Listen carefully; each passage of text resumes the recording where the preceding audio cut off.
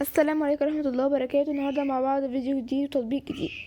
تخيلوا لو رجعنا بالزمن 20 سنة لورا وسألنا أي حد تفتكروا ممكن حياتنا كلها وتفاصيل يومنا من أول طلب الأكل لحد إدارة الأموال تكون جوه حتى إزازة صغيرة في جبنا؟ الإجابة كانت ببساطة الخيال العلمي، لكن النهاردة واقعنا. أهلا بيكم. والنهاردة مش جاية أقولكم كلمتين إنشاء، أنا جاية أحلل معاكم ظاهرة تطبيقات، وهنتكلم بالتحديد عن تطبيق بيدكس اللي بيثير جدل كبير.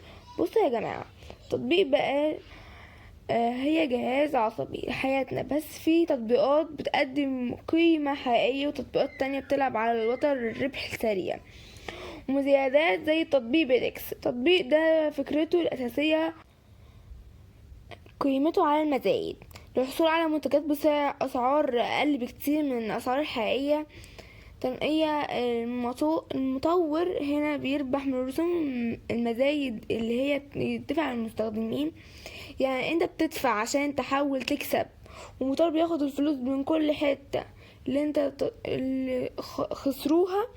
ودي الطريقة الخفية اللي بتخلي التطبيق يفضل مجاني في الظاهر. بصفة الخبير متابع الأسواق، خلوني أكون صريح معاكم.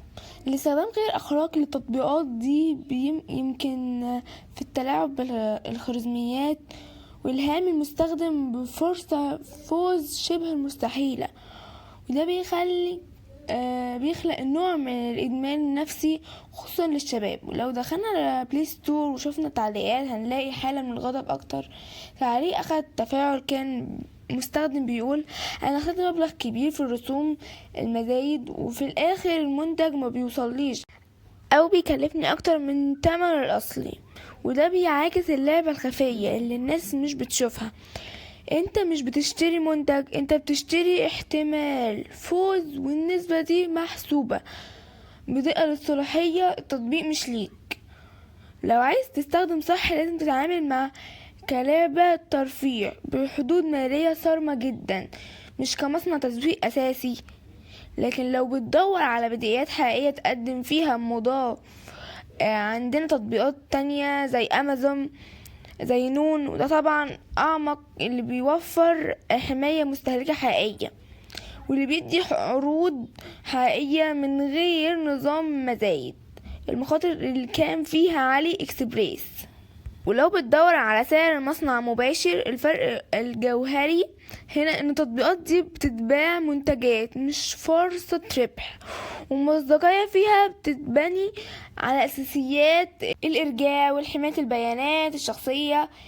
بيدكس وغيره بيستخدموا احيانا كإعادة اعلانات المواجهة او بيعيدها لاطراف تالتة، وده نقطة ضعف آمنة لازم تاخدوا بالكم منها.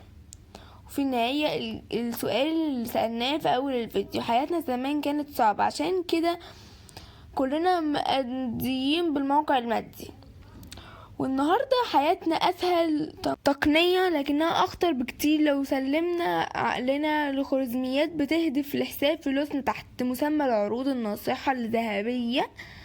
قبل ما تحمل أي تطبيق وتدي له صلاحيات على موبايلك، اسأل نفسك هو ايه النموذج الربحي بتاعهم. لو انت مش عارف هما بيكسبوا منك ازاي، فالغالب انت مش عملية، انت منتج. شكرا لوقتكم. لو عندكم تجربة مع التطبيقات دي سيبوها لي في التعليقات عشان نحذر بعض. مع السلامة، باي.